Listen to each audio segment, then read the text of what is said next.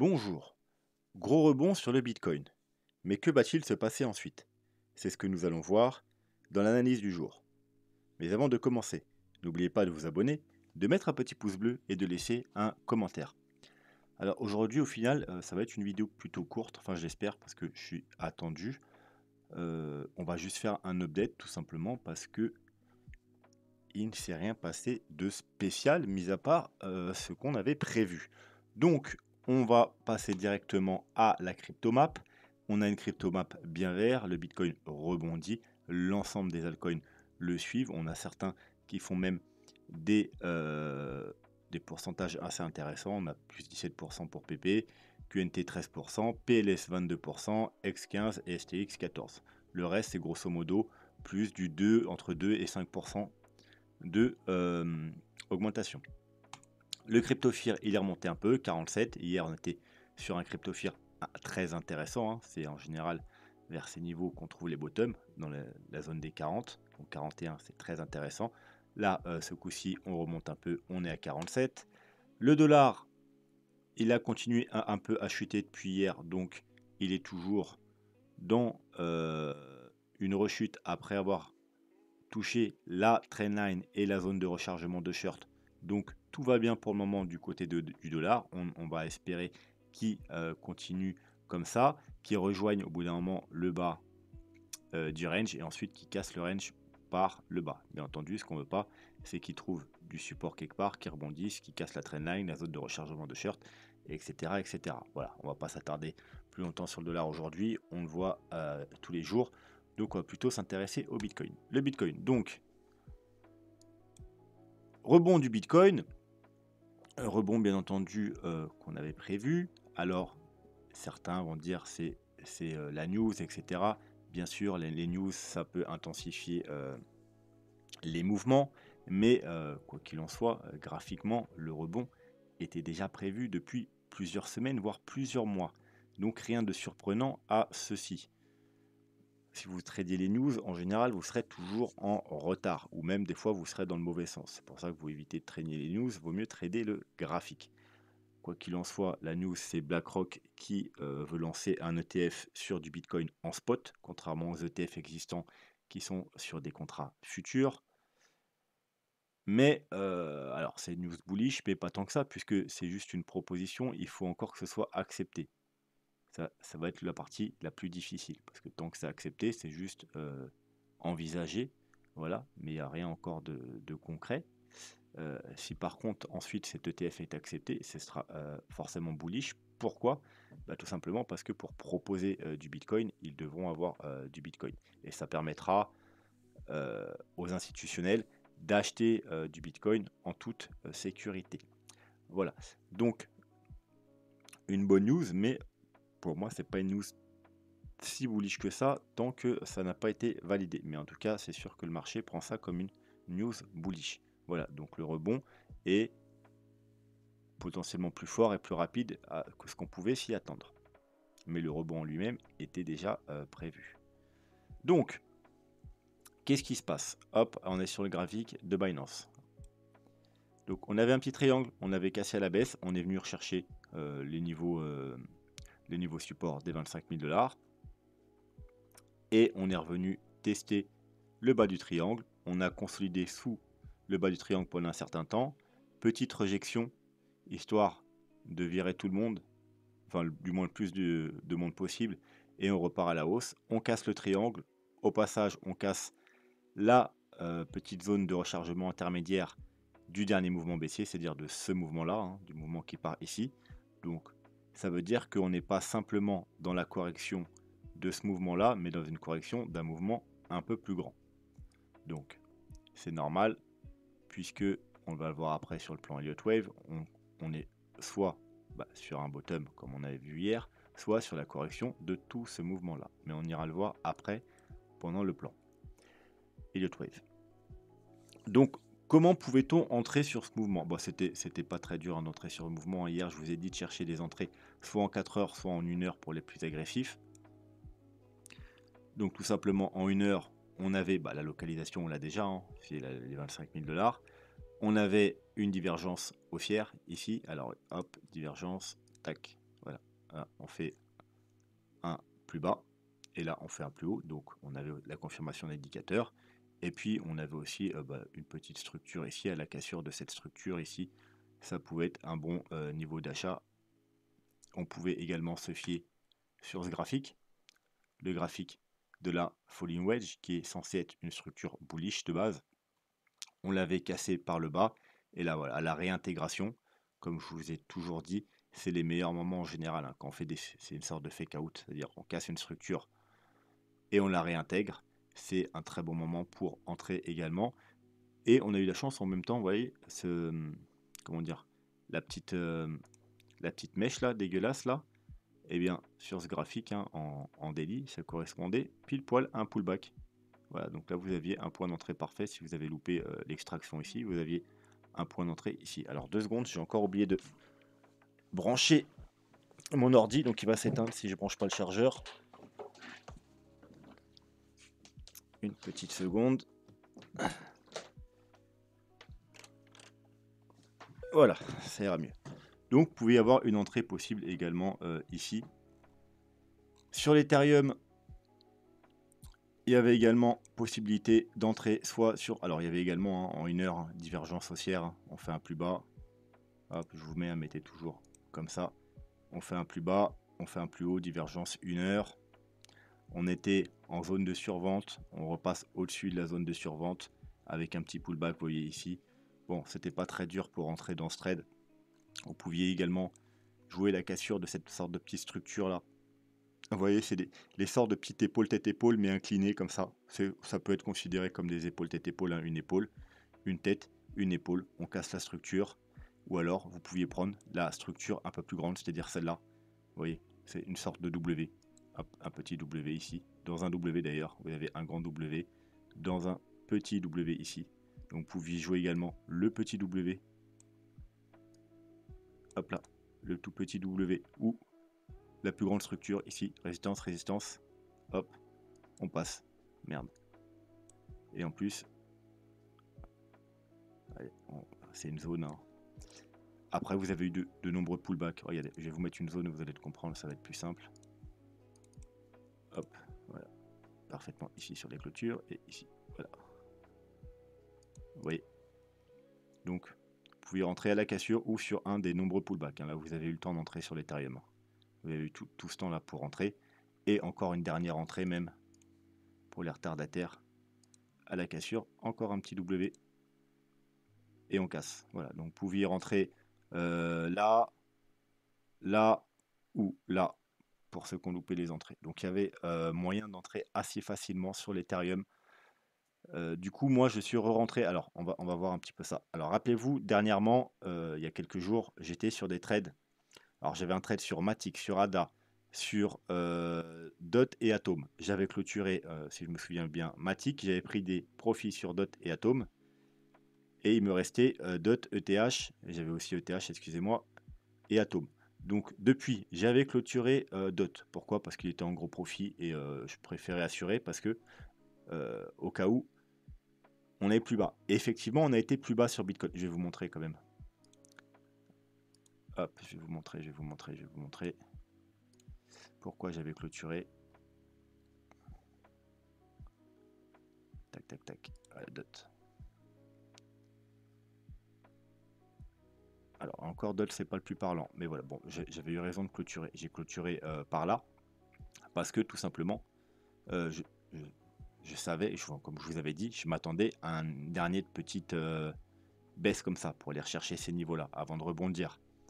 Et vous voyez, le fort mouvement qu'on a eu là sur le Bitcoin, on l'a pas eu sur les altcoins. Parce que vous savez que les altcoins ont pris cher avant. Ils ont pris cher ici. Vous avez vous rappelez quand Bitcoin a perdu 3%, c'était quoi? C'était sur... c'était cette chute-là. Les Bitcoins, les altcoins, ils ont perdu 15-20%. Du coup, lors de la rechute du Bitcoin, les altcoins n'ont pas suivi. Ils ont perdu beaucoup moins. Mais DOT, c'est pas le... Voilà, c'est plutôt... Voilà, ADA. Ici, ils avaient pris cher les altcoins. Et vous voyez que ici, quand Bitcoin, le 14-15 juin, ils n'ont pas rechuté autant. Vous voyez, c'est le 10 juin qu'ils ont chuté. Le 14-15 juin, ils n'ont pas rechuté autant. Ils ne sont pas allés faire des nouveaux plus bas. Voilà. Mais ils auraient pu. C'est pour ça que j'avais clôturé DOT. Parce que s'ils avaient suivi le Bitcoin à ce moment-là, ils auraient fait des nouveaux plus bas. Et je serais sorti. Donc j'avais préféré clôturer. Et du coup, j'avais clôturé ADA également. Et il me restait du coup Ethereum et Atom seulement. Et Ethereum, lui, contrairement aux autres altcoins, il a suivi le Bitcoin. Et donc, il est descendu très bas. Et du coup, Ethereum, j'ai été stoppé par mon stop. Voilà. Donc, j'avais plus de trade sur l'Ethereum. Donc, ce que j'ai fait, bah, tout simplement, hein, hier, bah, je suis rentré à la place de rentrer sur le Bitcoin, puisque je suis déjà en trade sur le Bitcoin aux 19 700 $. Je suis rentré tout simplement sur l'Ethereum. J'ai toujours mon trade sur Atom, lui, il n'a pas bougé. J'ai repris un trade sur ADA, mais pour l'instant, il n'est pas parti. Donc, vous voyez, toujours au même prix. Et je suis rentré aux 1638 $ sur l'Ethereum. Alors, on va chercher l'Ethereum. Pourquoi ah oui, il est là. Hop, hop, hop.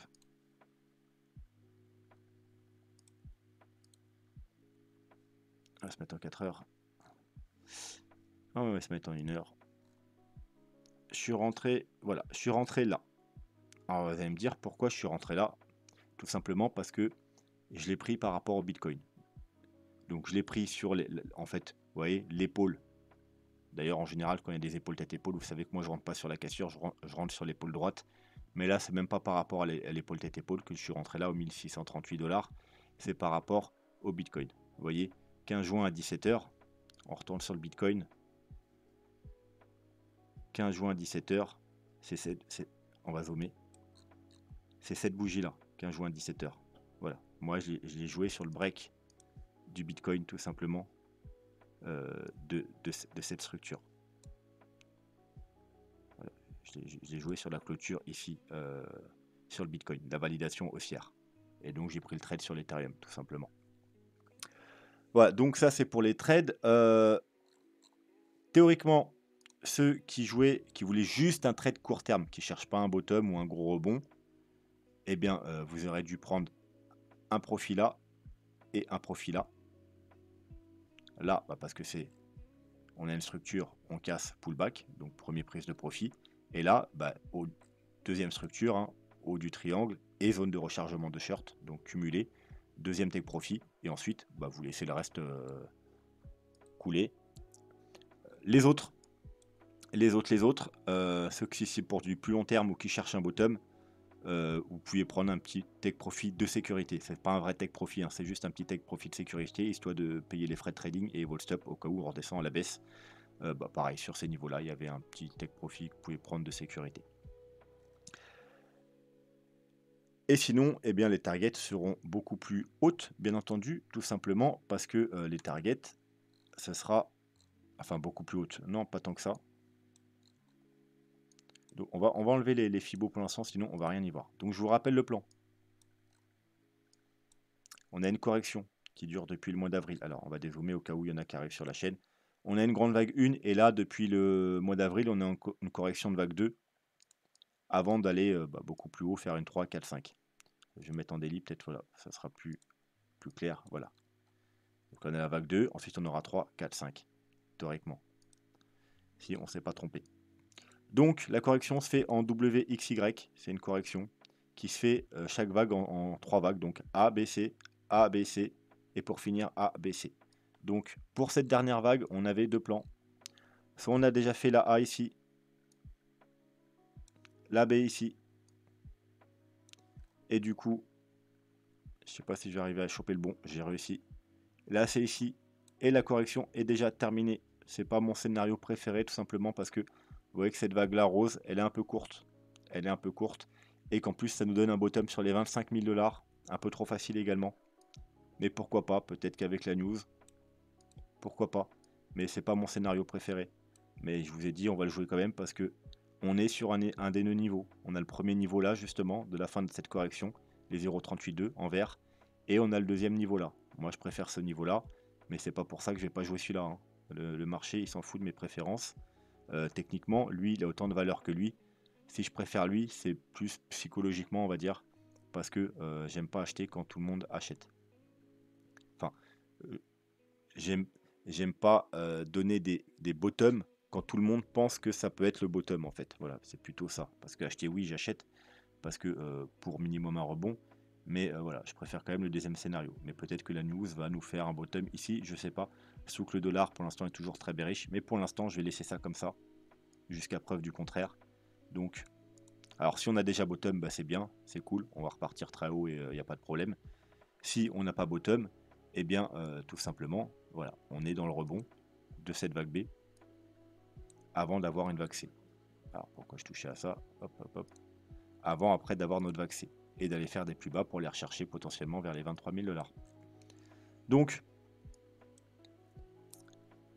ceux qui jouent juste le petit rebond, qui pensent qu'on n'a pas bottom, qu'on va aller voir, et vous êtes sûr à 100% qu'on va aller voir les 23 000 $, et que vous voulez jouer, vous voulez jouer cette vague-là, ce rebond, eh bien, il y a 3 niveaux. Il y a, hop, on se met un Fibo ici, on part du top jusqu'au bottom, et vous pouvez prendre des profits sur les 38,2, donc c'est déjà fait normalement. Ensuite, sur les 0,5 qui seront 26 628. Troisième take profit, 27 000 $ qui sera les 0,618. Et vous pouvez garder un dernier take profit, un quatrième take profit pour les 27 669 qui sont les 0,786 qui représentent. Alors, on va cleaner un peu ça. Hop, voilà, pour mettre la nouvelle zone de rechargement de short. Enfin, la zone de rechargement de short par rapport à ce gros mouvement baissier qui est là. Voilà, je vais la mettre en rouge parce que c'est une zone de rechargement de short importante. Voilà. Donc, premier take profit ici, deuxième take profit ici, et dernier take profit, le haut de la zone de rechargement de short.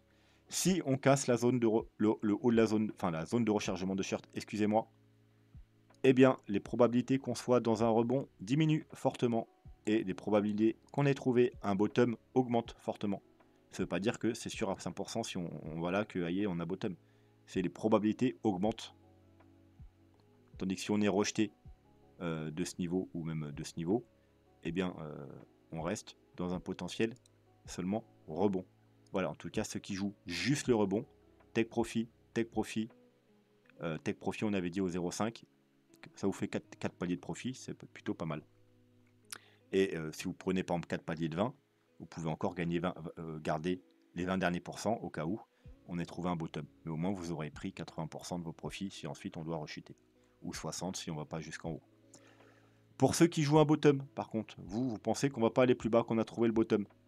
Bah, je vous conseille de prendre quand même un take profit de sécurité, enfin un TP1, même un TP1, là-dedans, pourquoi pas. Au 0,618, pourquoi pas, 27 000 $. Ce serait pas mal. Un petit TP1, 20%, c'est pas grand-chose, mais enfin c'est pas grand-chose. C'est intéressant parce que voilà, si vous avez pris au 25 000 jusqu'au 27 000, c'est quand même déjà pas mal. Hein, c'est un joli up. Ça nous donne du 8%. Hein, si vous avez pris un levier 2 ou 5, c'est quand même pas si mal comme trade. Enfin, donc 20%, puis ensuite vous laissez 80% pour le reste, parce que les objectifs, alors on va pas les calculer maintenant les objectifs, parce qu'on n'est pas sûr qu'on est bottom. Hein. On les calculera quand on sera sûr d'avoir le bottom. Mais ensuite, ceux qui jouent un bottom, je vous rappelle, vos objectifs, c'est à minima, on va se mettre en daily,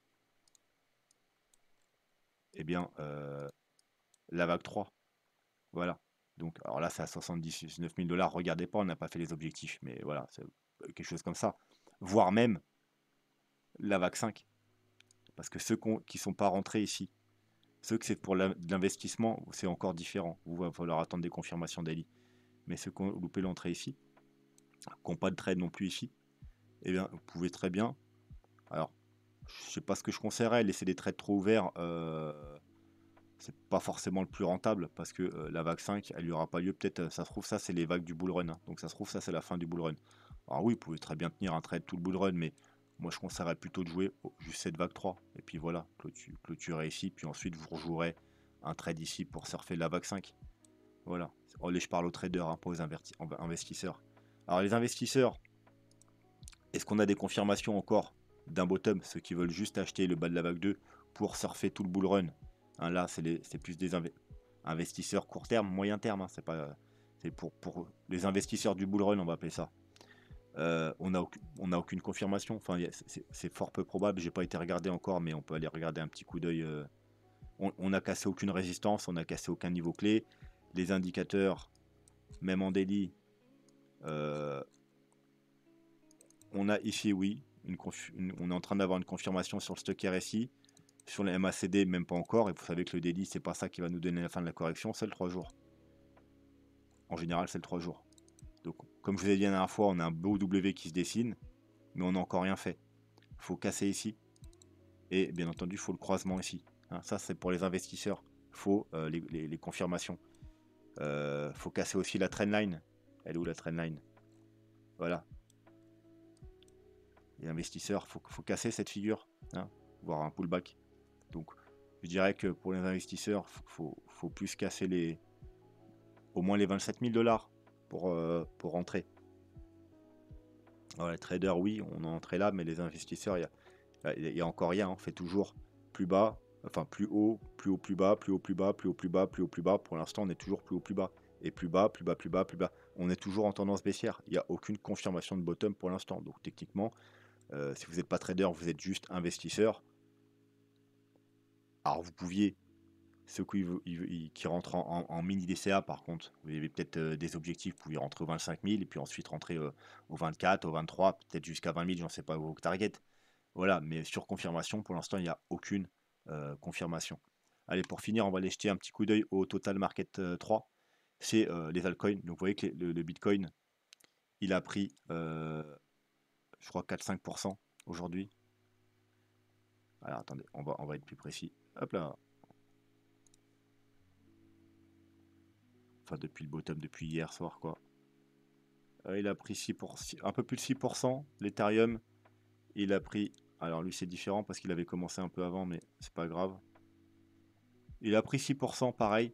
Mais si les altcoins, par contre, vous voyez que ils n'ont pas pris autant.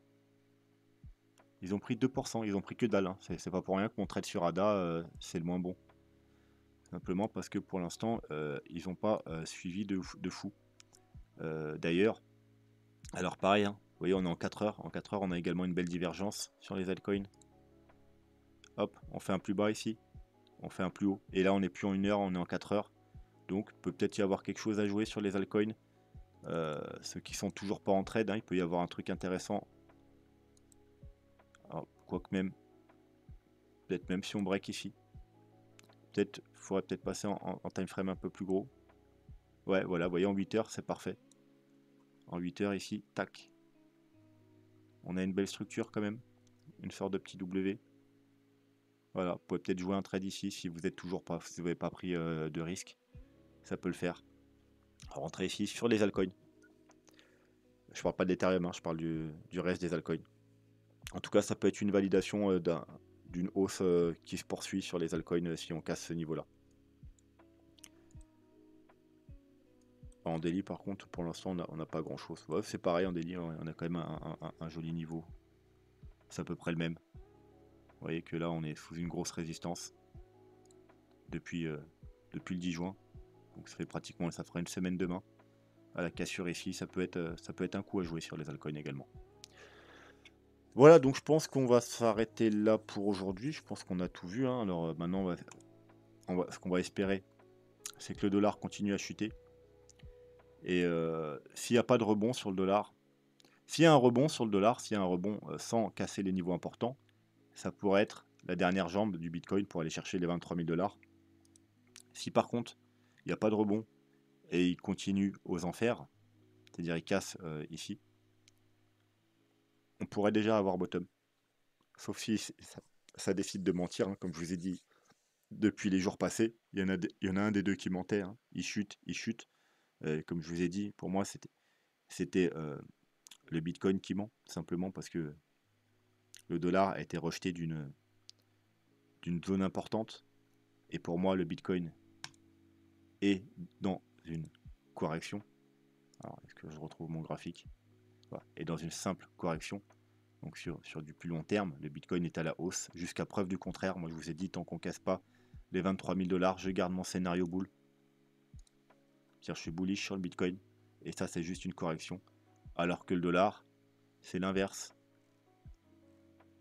Le dollar, il est baissier jusqu'à preuve du contraire. Et la preuve du contraire, c'est de casser ce niveau-là. Voilà. Donc pour moi, c'était le dollar qui était dans le bon sens de la chute. Et pas le Bitcoin. Le Bitcoin, pour moi, c'est juste une chute court terme, même si on doit aller voir les 23 000 dollars. Si on casse les 23 000 dollars, ce sera une autre histoire.